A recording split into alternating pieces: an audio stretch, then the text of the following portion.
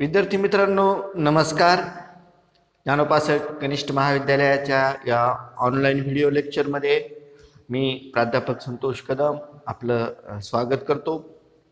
विद्यार्थी मित्रांनो, तुम्हाला माहीत आहे की आपण मागच्या व्हिडिओ लेक्चरचा ज्या भाग झाला त्यामध्ये आपण व्याकरणातील जो उपघटक आहे 12वीच्या भाग 5 पाठ्यपुस्तकातील भाग 5 व्याकरण व लेखन यातील जो उपघटक आहे अलंकार, या अलंकार उपघटकाला आपण सुरुवात केली होती. अलंकार उपघटकाला सुरुवात केल्यानंतर सर्वप्रथम आपण अलंकार म्हणजे काय, ते कसे भाषेचं सौंदर्य वाढवत असतात, याशिवाय अलंकाराचे दोन प्रमुख प्रकार देखील आपण पाहिले. त्यात पहिला प्रकार होता तो म्हणजे शब्द अलंकार, म्हणजे शब्द चमत्कृतीच्या माध्यमातून भाषेला सौंदर्य प्राप्त करून देण्याचा प्रयत्न करणं हे शब्द अलंकारात अपेक्षित असतं. तर अर्थ चमत्कृतीच्या साह्यानं भाषेला सौंदर्य प्राप्त करून देणं हे अर्थालंकाराचं वैशिष्ट्य असतं. आपण पाहिलं की शब्द अलंकारामध्ये श्लेष, अनुप्रास, यमक ही 3 प्रमुख प्रकार पडतात.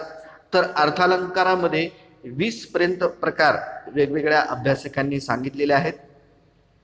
अर्थालंकाराकडं आपल्याला या पाठ्यघटकात 4 अर्थालंकार असल्यामुळं अर्थालंकाराकडे वळल्यानंतर आपल्या असं लक्षात येतं की अर्थालंकारापैकी बरेचसे अलंकार हे तुलनेवर आधारित आहेत.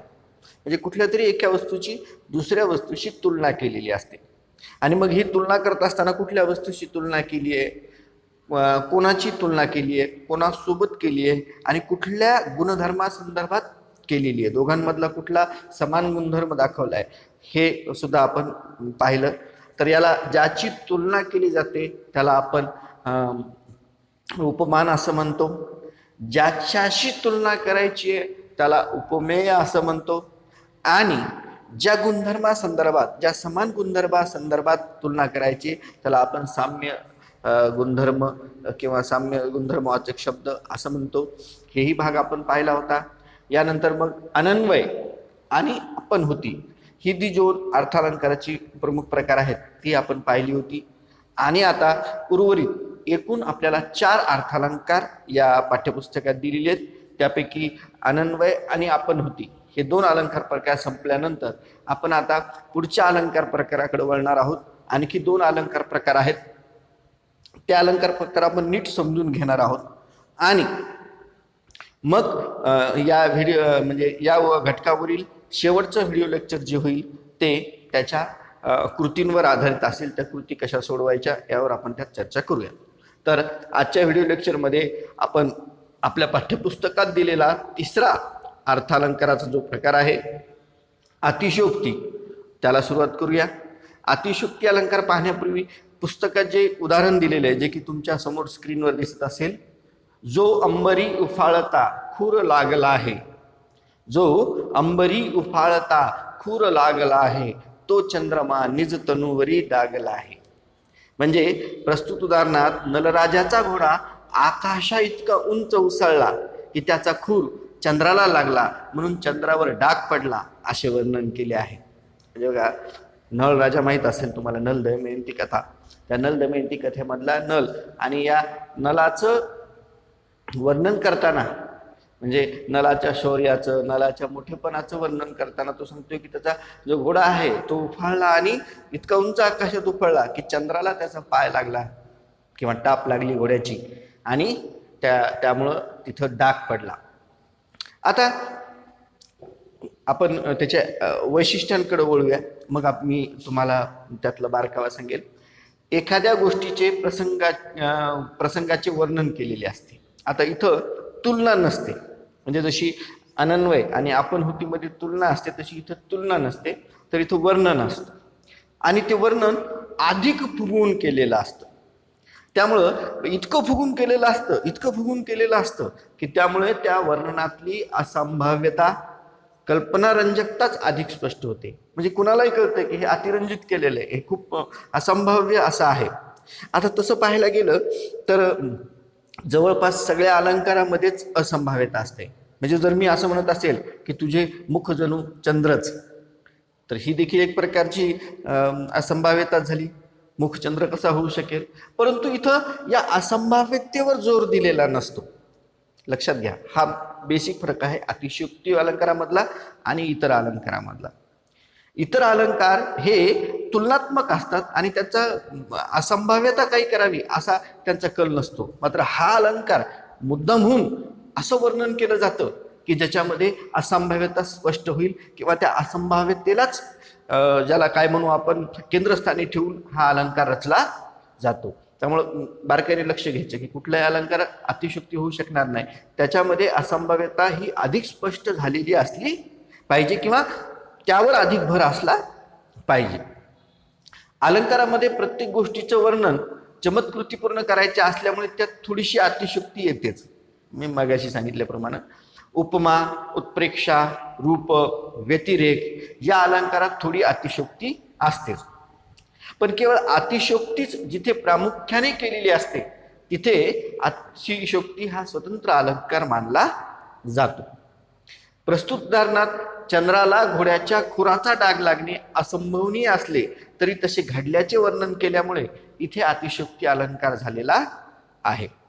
मग आता खाली व्याख्या दिली पहा अतिशयोक्ती अलंकाराची. सुंदर, कोणतीही कल्पना आहे त्यापेक्षा खूप फुगून सांगताना, म्हणजे फुगून तर सांगायचीच आहे, त्यातील असंभाव्यता अधिक स्पष्ट करून सांगितलेली असते त्यावेळी अतिशयोक्ती हा अलंकार होतो. अतिशयोक्तीमध्ये काय करणं आहे की एक कल्पना किंवा ही जी तुम्हाला फुगून सांगायची आणि फुगून नुसती काय सांगायची तर त्यातली असंभाव्यता तुम्हाला अधिक स्पष्ट करून सांगायची. ही असंभाव्यता स्पष्ट करणं मग अशी म्हणजे मगापासून विवेचन करतोय की तसं पाहायला गेल्या सगळे अलंकार अतिशयोक्तीमध्येच येतील, पण ते सगळे येणार नसतात कारण तिथं अधिक स्पष्ट केलेली नसते किंवा त्यावर भर दिलेला नसतो. आता एक इथं फार फार जुनं आणि सुंदर उदाहरण आहे पहा. दमडीचं तेल आणलं, दमडीचं तेल आणलं, सासूबाईचं नाणं झालं, मामंजीची दाढी झाली, भाऊजीची सेंडी झाली. दमडीचं तेल आणलं, सासूबाईचं नाणं झालं, मामंजीची दाढी झाली, भाऊजीची सेंडी झाली, उरलं तेल झाकून ठेवलं. उरलं तेल झाकून ठेवलं, लांडोरीचा पाय लागला, वेशीपर्यंत ओघळ गेला आणि त्यात उंट पोहून गेला. बघा किती असंभाव्यता सुंदर आणलेली. दमडी, दमडी म्हणजे त्या काळचं सर्वात कमी किमतीचं नाणं. आपण 10-5 पैसे म्हणतो ना, आता 10-5 पैसे पण चालत नाहीत, आता ₹50 शेवटचं नाणं आहे. तसं ते दमडी म्हणजे शेवटचं नाणं. त्याचं तेल आणलं खोबऱ्याचं आणि मग त्यात सासूबाईचं नाणं, मामंजीची जाडी, भाऊजीची शेंडी, पुन्हा उरलं तेही झाकून ठेवलं. लांडोर त्याचा पाय तो कितीसा तो त्याला लागला, तो मग ओघळ गेला, वेशीपर्यंत गेला घरातून.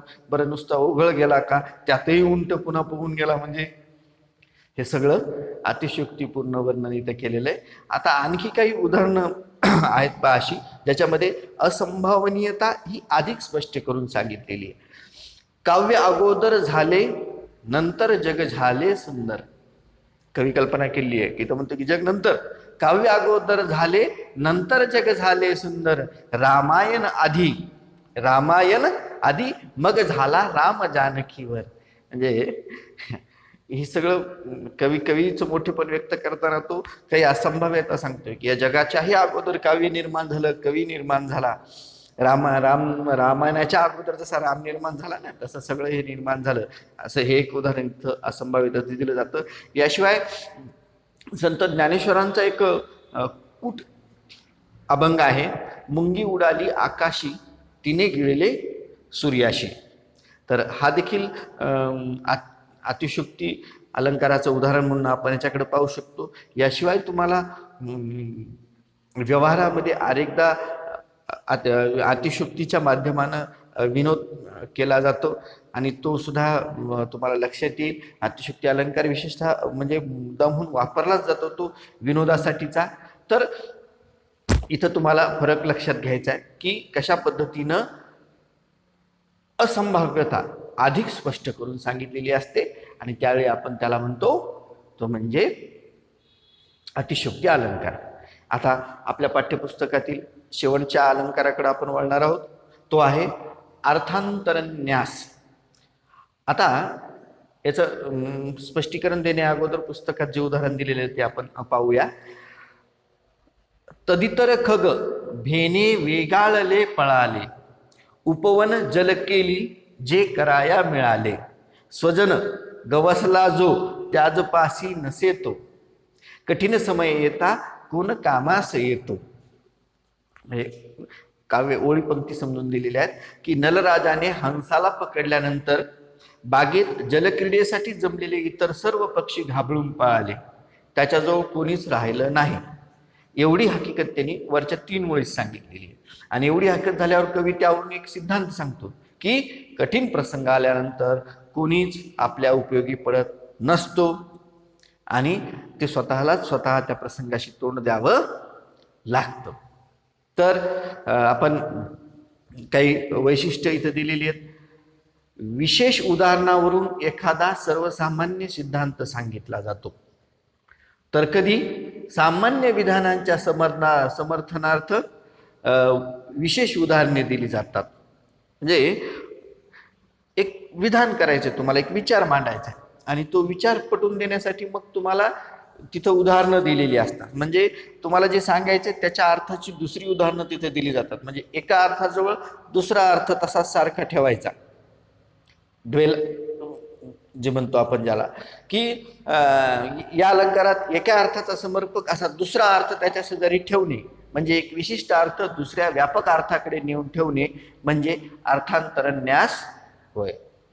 तुम्हाला जे सांगायचं आहे ते त्याला जर पटवून सांगायचं असेल, जी प्राचीन ग्रंथ परंपरा आहे त्या ग्रंथ परंपरेमध्ये हा अलंकार फारदा पाहायला मिळतो, किंवा ज्ञानेश्वरी सारखा ग्रंथ असेल त्यातही अनेकदा तुम्हाला हा अलंकार अर्थांतरास पाहायला मिळतो, की तुम्हाला एखादा सामान्य सिद्धांत सांगायचा आहे, पण तो सिद्धांत सांगण्यासाठी काही उदाहरणं तिथं त्याच्या बाजूला ठेवली जातात, किंवा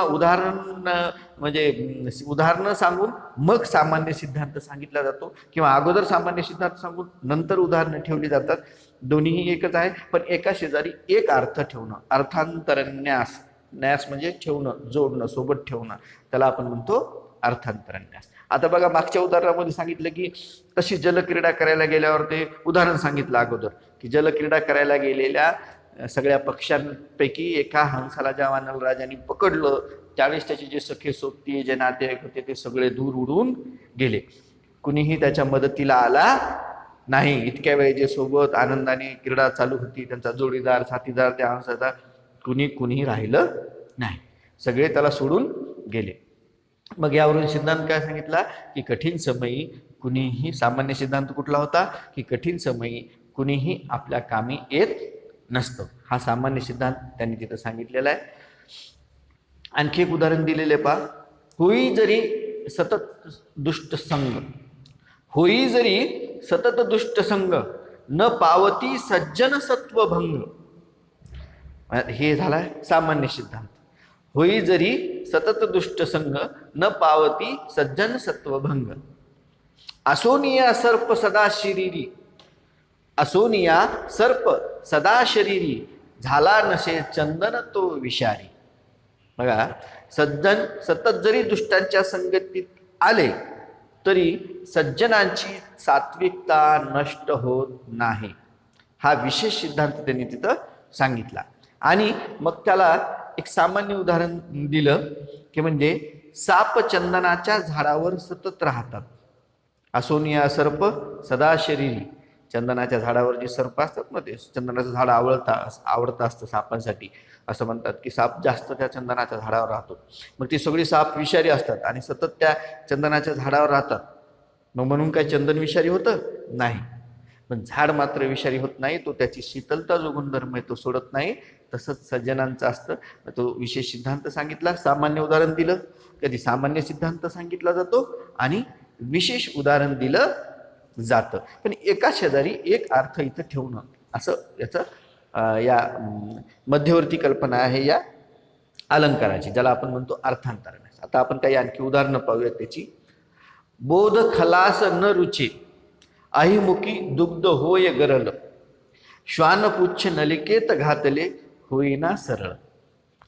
म्हणजे पहिल्यांदा त्यांनी इथं सिद्धांत सांगितलाय, बोध खलास न रुचे, म्हणजे तुम्ही वाईट व्यक्तींना कधीही चांगलं सांगितलेलं पटत नाही. जसं सापाच्या तोंडात दूध जरी गेलं तरी ते गरळ होतं, विषारी होतं. आणि श्वानपुच्छ म्हणजे कुत्र्याची नळी कितीही, सॉरी माफ करा, कुत्र्याची शेपटी तुम्ही कितीही नळीत घातली तरी ती काही सरळ होत नाही. बोध खलास न रुचे आई मुखी दुग्ध होय गरल, श्वानपुच्छ नलिकेत घातले होईना सरळ. हा त्यातली सामान्य सिद्धांत आणि त्यासाठीची 2 उदाहरणं दिलेली आहेत. आता सावळा वर बरा गौर वधूला, हा एक सामान्य सिद्धांत सांगितलेला आहे. सावळा वर बरा गौर वधूला, आणि इथं उदाहरण विशेष दिलेले पहा. आणि वरच्या याच्यात विशेष त्याला काय म्हणून विचार होता, विधान होतं, आणि त्याच्यासाठी सामान्य उदाहरणं दिली होती. इथं विधान सामान्य आहे आणि याच्यासाठी उदाहरणं मात्र विशेष दिलेली आहेत पहा. सावळा वर बरा गौर वधूला म्हणजे गोऱ्या मुलीला सावळावरच हा चांगला असतो, असं त्या कवीचं मत आहे बरं. गैरसमज नको म्हणून मी स्पष्ट करतो. असं हे स्वतंत्र कवीचं मत आहे, त्याशी आपला कुठलाही संबंध नाही. सावळावर बरा गौर वधूला नियम देवादिकी हाच परिपाळीला, देवाने देखील हाच नियम पाळला असं सांगतोय पहा. काय सांगतोय? गौरतनू जानकी राम घन निळतो, गौरतनू जानकी राम घन निळतो. जानकी सुंदर आणि गोरी, तर राम हा घननीळ. रामाला घननीळ म्हणजे तो काळा राम असा होता, त्यांनी देखील वरलंय. रुक्मिणी गोरटी कृष्ण काळा, आणखी एक विशेष उदाहरण दिलं. रुक्मिणी किती सुंदर गोरी आणि तिचा पती मात्र कृष्ण काळा. आणि शेवटी म्हणतात शुभ्र गंगा नदी सागराला वरी, शुभ्र गंगा नदी असते आणि त्या काळ्या सागराला जाऊन ती मिळते. वीज मेघाशी ती घाली माळा, आणि वीज निसर्गातली ती सुंदर शुभ्र वीज त्या काळ्या ढगाला माळ घालते. म्हणजे बघा किती सामान्य सिद्धांत सांगितलंय. सावळा वर बरा गौर वधूला, कवीला एवढंच सांगायचं की बा गोऱ्या मुलींसाठी वर जो आहे तो सावळा चालू शकतो किंवा बरा. त्यासाठी त्यांनी एवढी मोठी मोठी उदाहरणं दिली, जानकीचं, रामाचं, रुक्मिणीचं, गंगेचं, विजेचं, आणि त्यांनी कसं काळ्या पतीला वरलंय हे त्यांनी सांगितलेलं आहे. तर हा आपला अर्थांतरन्यास होता मित्रांनो. या अर्थांतरन्यासमध्ये काय वैशिष्ट्य की एक सिद्धांत दिलेला असतो आणि त्यासाठी उदाहरण तिथं त्याच्या बाजूला ठेवलेलं असतं. कधी सिद्धांत विशेष असतो, उदाहरण सर्वसाधारण असतं, तर कधी सिद्धांत सर्वसाधारण असतो आणि उदाहरण विशेष असतं. काहीही असो, मग तिथं 2 अर्थ मात्र एकमेकांच्या शेजारी ठेवलेलेच असतात. तर अशा प्रकारे मित्रांनो आपण अनन्वय, आपण होती, अतिशयोक्ती आणि अर्थांतरन्यास ही 4ही अलंकार त्यांच्या वैशिष्ट्यासह समजून घेतलेली आहेत. पण एक लक्षात ठेवा, यावर म्हणजे मुद्दाम म्हणून ही सगळं पाहत असताना तुम्ही एक कायम लक्षात ठेवायचं की आपल्याला परीक्षेमध्ये याच्यावर उपयोजित प्रश्न विचारले जाणार आहेत. ॲप्लाइड क्वेश्चन्स म्हणजे तुम्हाला कुठेही वैशिष्ट्य विचारल्या जाणार नाही किंवा वैशिष्ट्य सांगून ते अलंकार कोणता आहे हेही विचारलं जाणार नाही. तर तुम्हाला प्रत्यक्षात तिथे एक उदाहरण दिलं जाणार आणि त्या उदाहरणावरून या 4 पैकी तो कुठला अलंकार आहे हे तुम्हाला ओळखायचंय. म्हणजे जोपर्यंत तुम्हाला या 4ही अलंकारांचा बेसिक कन्सेप्ट, ज्याला मूल गाभा आपण म्हणू, तो लक्षात येणार नाही, तोपर्यंत तुम्हाला अलंकारावरलं उत्तर लिहिता येणार नाही. एकूण परीक्षेसाठी मध्ये 80 गुणांपैकी 2 गुणाचं हे अलंकार प्रकरण आहे. त्यांनी पुस्तकाच्या पाठीमागच्या कृतीमध्ये जरी वेगवेगळ्या कृती दिलेल्या असल्या तरी नुकत्याच झालेल्या आमच्या प्रशिक्षणामध्ये, ज्याच्यावर मूल्यमापनाचं प्रशिक्षण आमचं जे ऑनलाईन झालं होतं, त्यामध्ये त्यांनी स्पष्ट केलेलं आहे की अलंकारा व्याकरण घटकावर सगळे प्रश्न हे उपयोजित असतील आणि प्रत्यक्ष अलंकार ओळखा अशाच स्वरूपाची ती प्रश्न असणार आहेत. त्यामुळं तुम्हाला अलंकार ओळखता येणं गरजेचंच आहे. ज्यावेळेस आता लवकरच वर्ग सुरू होतील आपले, त्या वर्गात देखील आपण अशी वेगवेगळी उदाहरणं घेऊ आणि तुम्हाला त्यात अलंकार ओळखायला लावू. तुम्हीही वेगवेगळ्या हे पहा आणि तिथं अलंकार शोधण्याचा प्रयत्न करा. या पुढच्या भागामध्ये मी घेऊन येणार आहे अलंकार या व्याकरणातील उपघटकावरच्या सर्व कृती. धन्यवाद.